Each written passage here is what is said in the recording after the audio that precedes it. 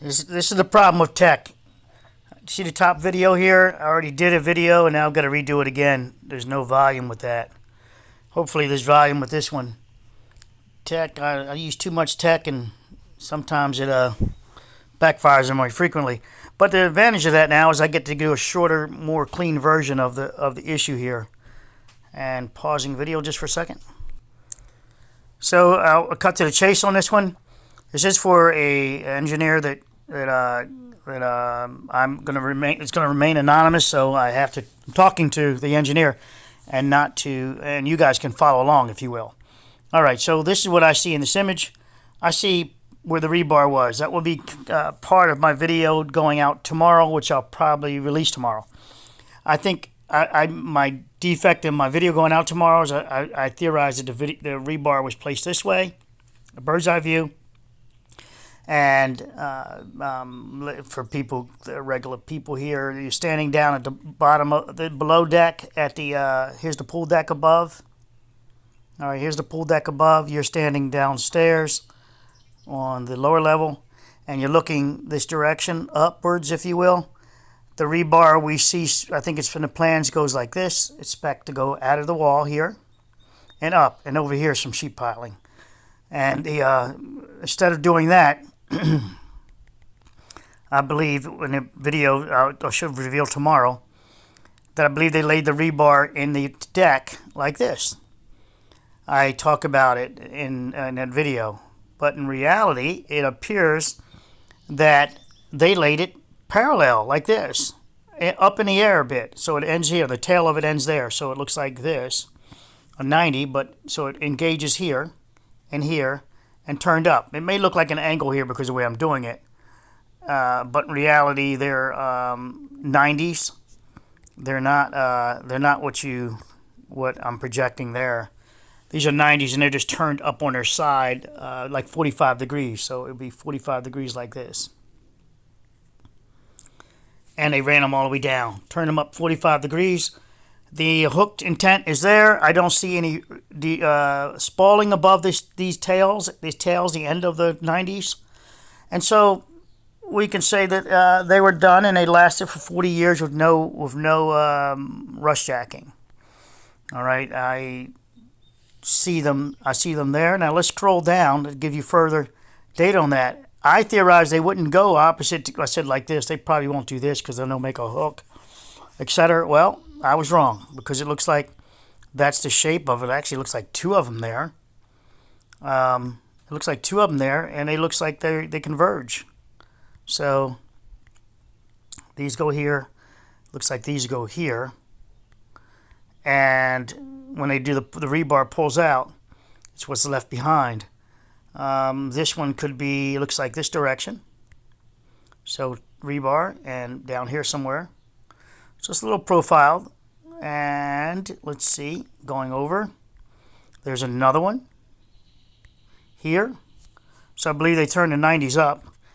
As we go here, we see that this one probably popped out. So we probably can find, it popped. So this one broke. So in this sample of concrete, you should see some rebar turned up, probably in this capacity, maybe in this capacity more so. Because when they were parallel to each other, I see that they blast out concrete. They cone the concrete out together. So this one probably goes the other direction, I'm theorizing. You can see this one here. There's the turn for it, and there. And it's probably hooked behind the wall reinforcement, which goes up. That coloration, I can't be sure of yet. I have a few theories on it, but the one theory I'll share with you right now is that it's part of it is this metal here, the sheet piling material causing that coloration issue. These are the dowels. I think I said, I get ahead of myself sometimes. I think I said post in the other video. And I'm talking about these are the post. This is the post up here, this colored material up here, not the rebar dowels, even though at the same time I said post. You can see the tile there. I talk about that, and here's further proof of the tile work there. And then this was set on top of it. So this shows you that appears to be set on top of it. Shows you that when the guy did the waterproofing deck, they then did this secondarily. That's important. Future video, perhaps, or you already have it in other videos. You just better piece it together. The brake here, so we should be able to take this apart and find, so rebar pull-out test, they snap like that. So this had a force multiplier. I talk about force multipliers in another video. Here's the rebar, and it goes up in an angle like that. But the force going this way also creates a force going this way. And the rebar necks and pops right there, right here. That hole you're looking at is probably rebar inside there, or it might be at the very back of it. But that means this concrete around it was very stable to be able to create that force multiplier effect. All right, so I scroll over. And we see these weird shaped cones that I talk about in the other videos. I'm like, that's like a cone failure. But now we see their rebar that was back there. It's probably something like that. And as they pulled out, they pulled off this concrete in a cone. The forces overlapped. The top of the rebar, where the hook of the rebar is, here's the rebar in the wall right here. Let me do that again. So here's the rebar, the vertical rebar. The horizontal deck rebar came across and maybe hooked right across this rebar and up. Well, I don't have it bent like that. It's like this, right? 90s. They're 90s. They're 90s. They're not on an angle. I'm just trying to show you a profile of it. And as they went up that way and up this way, it pulled off the rebar. It slipped off the rebar and pulled out this concrete in the background. That's why you see the sheet piling in the background of this. In this one, it looks like the direction of that part of the deck was able to deflect the steel in that capacity, telling you that it held on for whatever reason. It got torqued a little bit. Here it is again. And I'm not sure what this is. It looks like it's some type of hoop, believe it or not. It looks like some steel.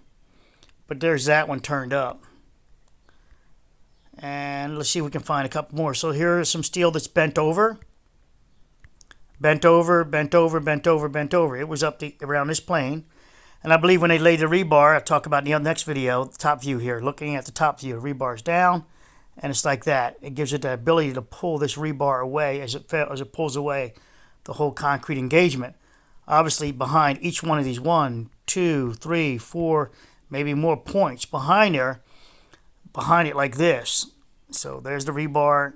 Not like this. This would be a weak grab. So out here at the tail, it would pull out, it would break away, etc. But if the rebar was placed closer to the vertical rebar in this capacity, this one, we get that reaction where we get to pull that rebar, the heads of them, off away from the wall, spall off the concrete.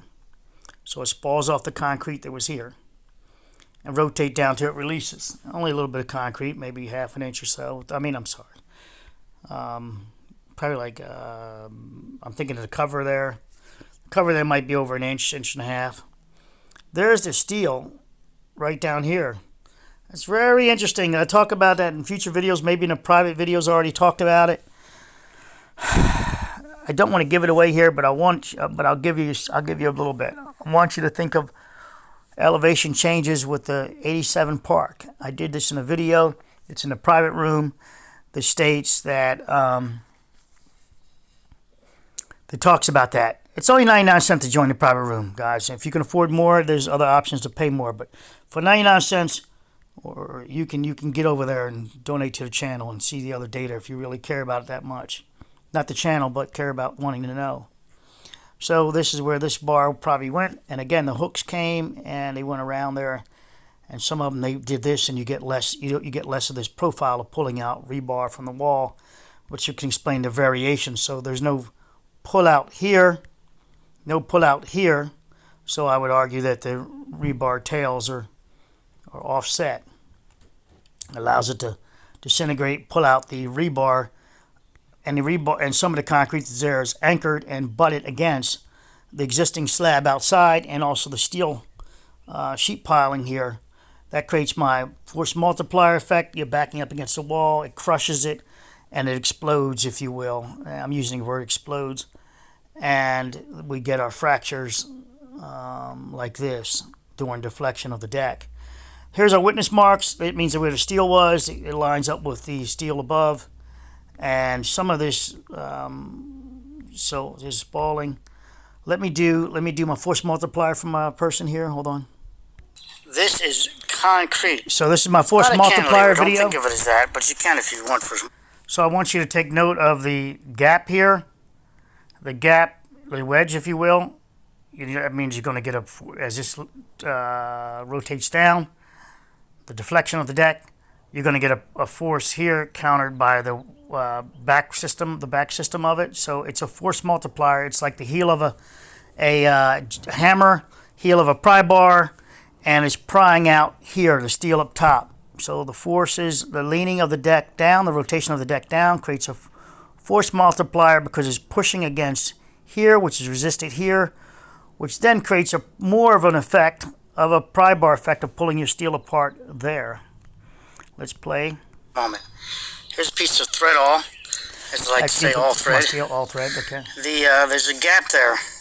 How would I close that gap up? Well, let me fast forward this a bit. Put a significant weight on this. Look, I can actually torque the structure. As you can see, it's rocking. Flexion is structure over there. Now what happens when I... All right, I want you to just come to this video. It's called Concrete Deflection in Deck Tension Half. Also use a huge compression force multiplier. Hopefully I can explain that pretty good in that video. I have one more to show you on that, and then we can you understand the force multiplier inside that reaction is at the wall plane. Hold on. Do it in the face format. Okay, so here is that would be concrete. That's over the rebar. Okay, there's our concrete. I have the rebar upside down at this on the bottom. Anywhere. It's not going anywhere. You can clearly see that. Steel. Look what happens.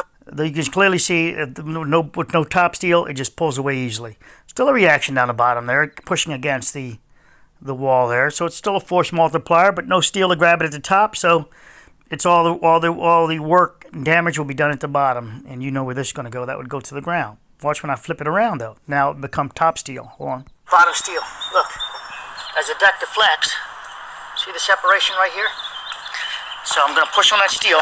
Let me zoom back in for you. And I got to hurry up because it's raining here. Drizzling. Oh, great. Focus. There we go. So, autofocus, yeah. Alright, so as the deck deflects, right here, you can see how the torque action is at the top. The rotation's at the top. Right here, separating. Separating.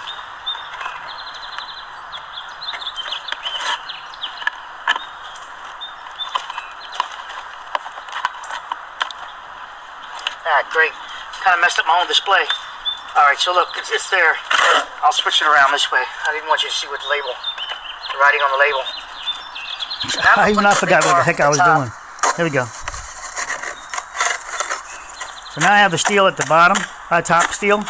Now we have the rebar at the top of the configuration, right? And now you know all the forces will be resisted at the bottom. This is now you're at the top of the slab with reinforcement. Don't worry about this. This is another time. So clearly you can see that, or you should be able to extrapolate real quickly that this bottom wedge will now take the force of it. Now, but that the rotation here causes a compressive force right there, resolved there, which can actually cause this to spall off, fracture, crack, like this perhaps.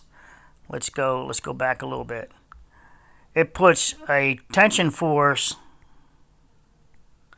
here with the rebar up there. That rebar is in tension, and all the grip force is here and also here. In this case, we have a 90 in there, and so you can see what's left of the concrete that would be trying to hold it. Of course, this is not integral like this. It's more integral like it goes across into the system. This is all one slab pour, but nevertheless, we have a reaction once the rotation starts taking place, and it's a quick snatch reaction because this is all acting as one. But we have the steel, and now you say, well, why didn't it? Well, it should have came down as one. Don't forget, people. We don't have an anchor up top, right? There's a wall system there. So why didn't it pull over the wall? I already gave you the hint. You know the way I'm playing. I've already given it to you. Hopefully you're catching up. Don't forget, people. This is not an anchor up top here. This is just a wall. And it's like somebody snatched a sheet from it, right? So what am I saying to you? Well, I gave it to you already. There's an anchor from the bottom, though. The anchorage is from the bottom with those pointy little rebars you're sticking up. So there's our anchor point tied into the slab. Our reaction. So now add our wedge forces and our collapse system, and you get what you see. We get what we see. And that was our anchor, our pinpoint to cause that rotation, that would lock the rotation in, and the fracture, lock the concrete in so it doesn't knock off the wall. And all the rotation, this becomes in tension, a V shape, if you will. So it's pulling away from there. It's not actually applying a force against the wall above.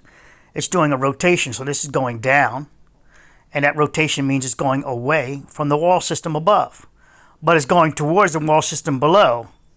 So then that causes where we get to snatch the sheet from the table with all the silverware on top of it. Silverware in this case being the wall above. Okay, love you guys. Hopefully this works. I will publish this and probably private first. And then I'm going to share it with the person that gave me an image today. That gave it to me over a year ago. I looked at it today. It turns out it shows up today in my email. It's amazing. It's the image you guys saw there, part of it. I'm not showing it all to you this time.